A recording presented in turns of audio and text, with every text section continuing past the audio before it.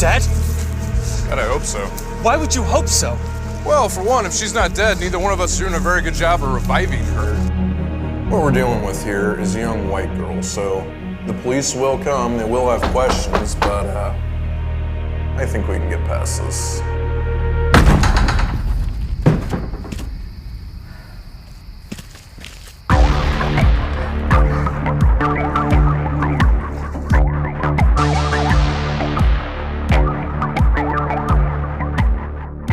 Let's look at a couple facts, shall we?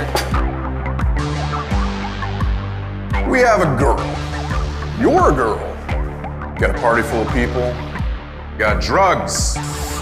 We got booze. And the only thing we know for sure about this girl, she currently resides in a tub. Whose tub? Your tub. Oh! How long do you figure it takes to cut up a body? Is that a serious question? I hope it's not much harder than deboning a chicken. Guarantee you, I will make every effort to... I did that for you. Hello, guys. I need to talk to you about a party you had here last night. How many more people are gonna have to die horribly painful deaths?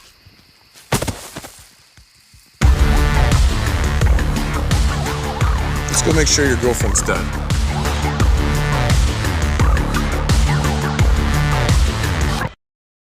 There you go. That was the trailer for The Day After Halloween from Gravitas Ventures, now available on all digital platforms. This is Nerds Rule the World. I am Kuya P, and as you see on the screen, I have some special guests. I have Chad Ostrom and Danny Schluck, the director and the writer and actor. He does it all, Mr. Danny Schluck. On the screen today, special guests. How are you today, gentlemen? Good. Thanks for having us. Good, brother. Thanks for having us on. Definitely. I know you're all a little bit of traveling going on, but thank you for just giving me a little bit of your time to celebrate. As of this recording, the film is now available on digital. Congrats. I know how hard it is to get our projects out there. So hopefully the world can see that labor of love. Congrats, gentlemen. So thank you, brother. Thank you. Thank you, guys. So when this came out from my PR team, the name alone grabs me. The Day After Halloween. As a fellow filmmaker, they do a lot of Christmas movies, Christmas Eve films. I think, it's always been a fertile playground of ideas, and that's why we've had so many of those types of films. But we really haven't seen The Day After Halloween, and I'm like, wow, why haven't we? Danny just told me a little bit ago that there was an Australian film, which I'm gonna have to kind of check out. But Danny, props to you, man. You capitalized on it. You got the title out there. I love this concept. I can't wait to dig in and watch this film. Just the breakdown plot line has me alone. And then we just showed the trailer to everybody. How did this germ of an idea start? Let's start with that. Danny. It was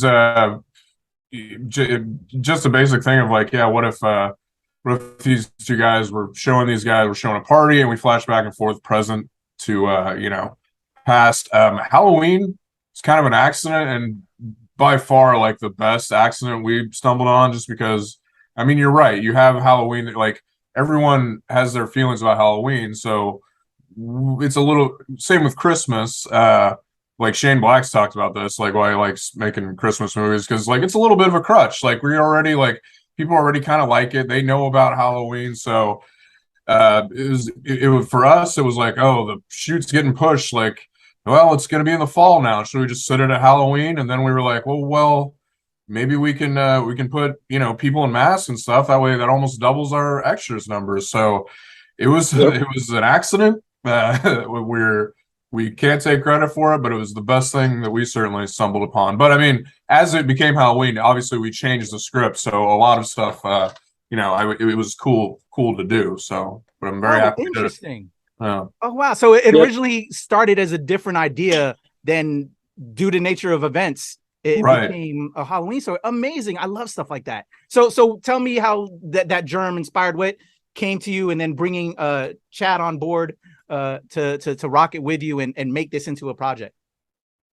I was going to do it as like a short with this guy. And like I say, the plot of it was just like two guys clean up after a party.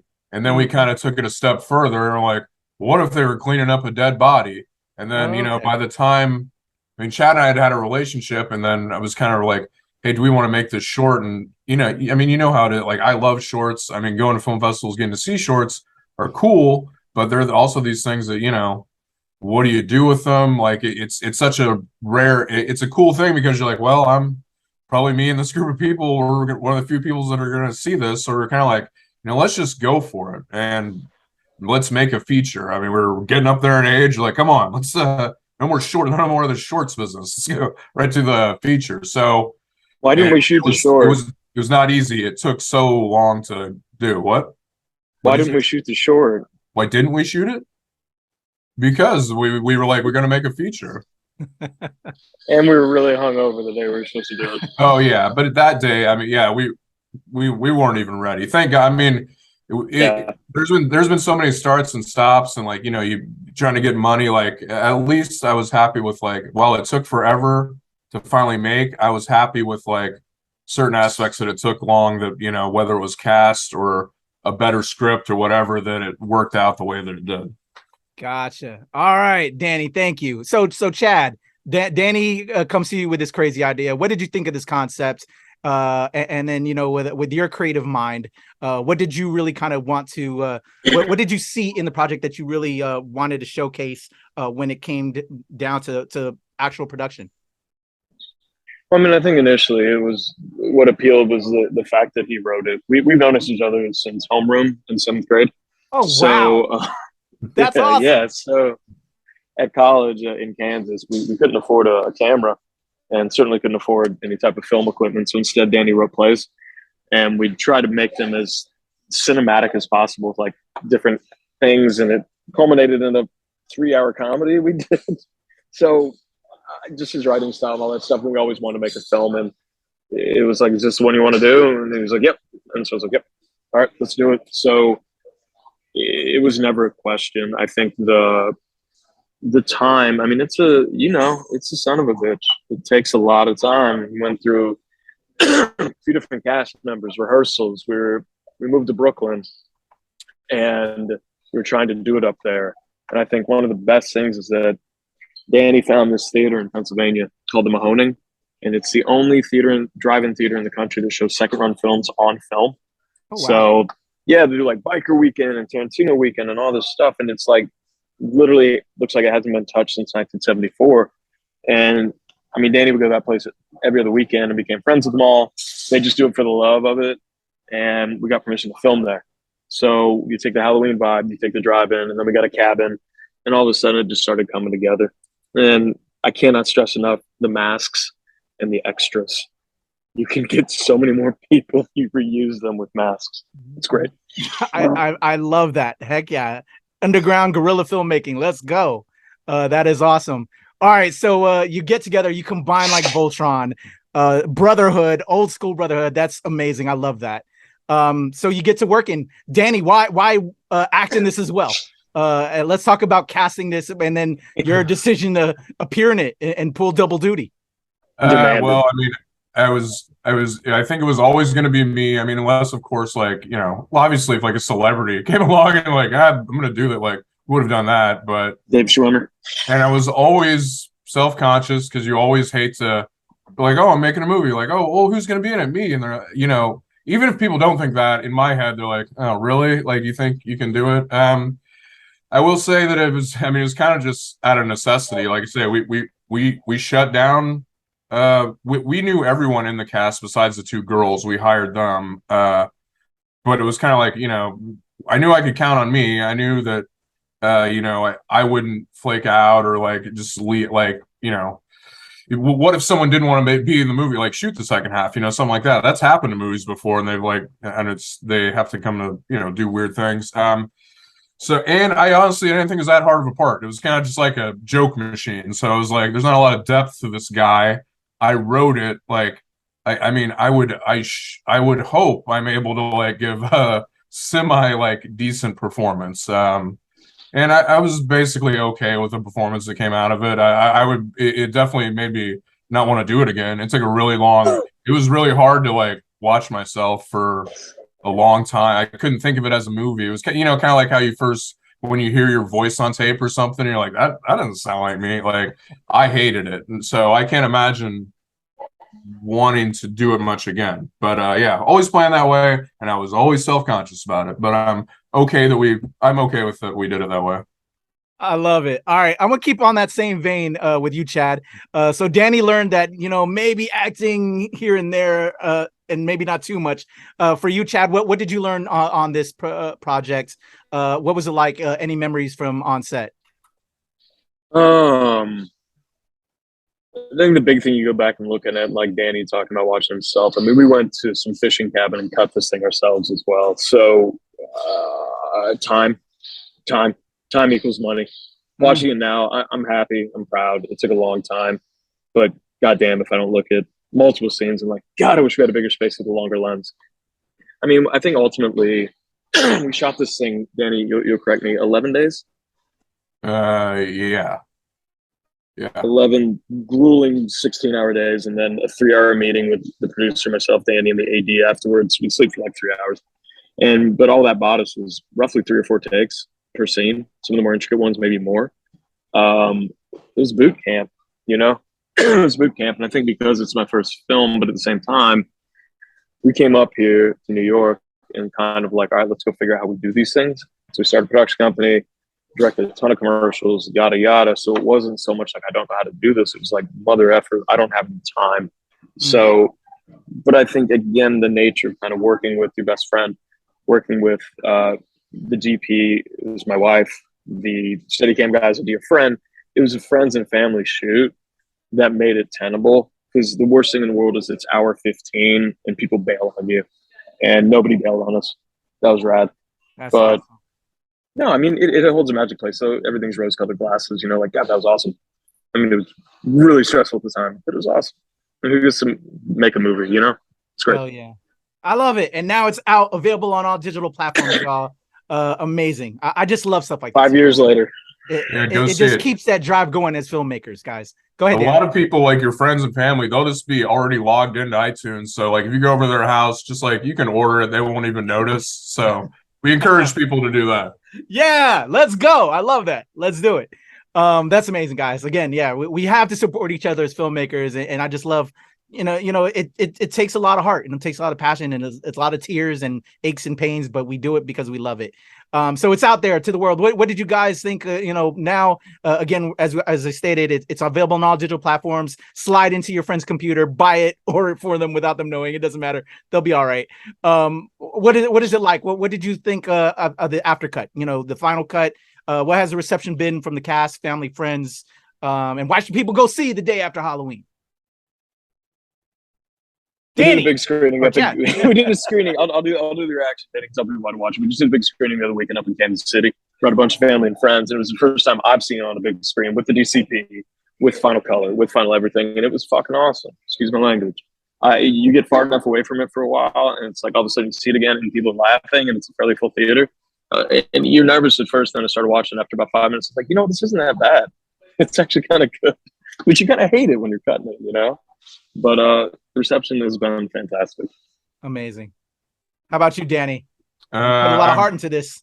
I'm a range of emotions. I will say the one thing I was not expecting, is when you share something like this with, like, especially in this day and age, with strangers, and like if you go on IMDb, like, critics have reviewed it, and some of them really liked it, and the general reaction is like some people really like it, and then there are other people that really do not like it, like, for whatever reason. They're like, so it is very odd, even though everyone has the right to do it, when you make something for so long and then you're just reading someone's going like, I hate this, like, nothing about this worked for me, and you're kind of like, wow, like, I mean, it is unexpected. So that is and perfectly, that's the way it is. I've said that about movies, like, and I would hate it more if every single person was like, it was all right. That would somehow be even worse. I just have to get used to that. My initial reaction always is to be like, God, what? Like, go to that writer and be like, well, what? I had sex with your mother. How about that? Like, especially if they attack your cast or something. Like someone said in a review, this seemed like the jokes are written by a middle schooler. And I was like, oh, like, all right. But at the same time, we just got, not that like he picked it, but with Chad and I we got news today that we were going to be in Kevin Smith's inaugural film festival in November. So amazing. Like, congratulations, guys. That's awesome. That's just the way it is. But you know how you are as an artist. Even like lots of people told me they love the movie, but like, you know, when someone's like, I hate, they're like, God, you're like, why? You know, that one really gets to you more. So yeah, it's a rough constant battle, but you know, at least I'm still feeling something about it, I guess. You should see it because it does not stop. It's fast. It's really, really, really funny. It's not necessarily PC funny, but I like that. And it's a fun watch. Dude, you sold me with it's not exactly PC funny. Let's go. I'm excited. I'm an old reviewer, didn't care for that. I love it. Gentlemen, again, thank you both for your time. I'm excited to watch it. I can't wait to dig in. Just the concept alone, the title alone grabs me. I can't wait. And yeah, congrats on that Kevin Smith Film Festival entry. That's going to be amazing. Again, dying to watch this. I'll probably hit you guys up afterward. I'm like, yeah, man, fuck the haters. Let's keep going. Let's support each other as filmmakers. Keep making films. Before I sign off, I want my fans to be your fans now. How can they reach out to you and follow what other new projects? And if you want to talk about that as well, anything else that we can look forward to from you guys?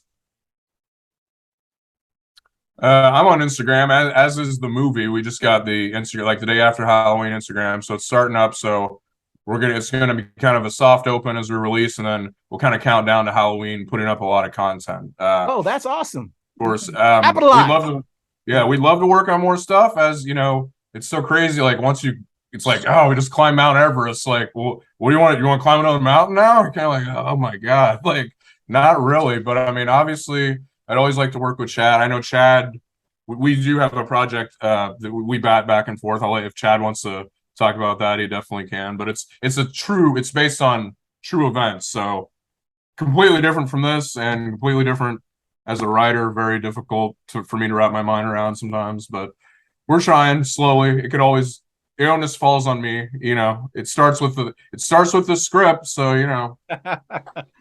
Yeah, how about this? It's called The Acid King. Look for it in 2030. Awesome. All right. Well, as that comes along, please come back. Let's talk about it. Let me show you guys some love and light and support, man. We got to support each other as filmmakers, man. A pleasure speaking with you both. You've already done it, man. Thank you. Definitely. Chad Ostrom, Danny Schluck, The Day After Halloween is out, available on all digital platforms from Gravitas Ventures. This was an exciting time talking to you. Can't wait to watch the film, and then I'll probably hit you guys up.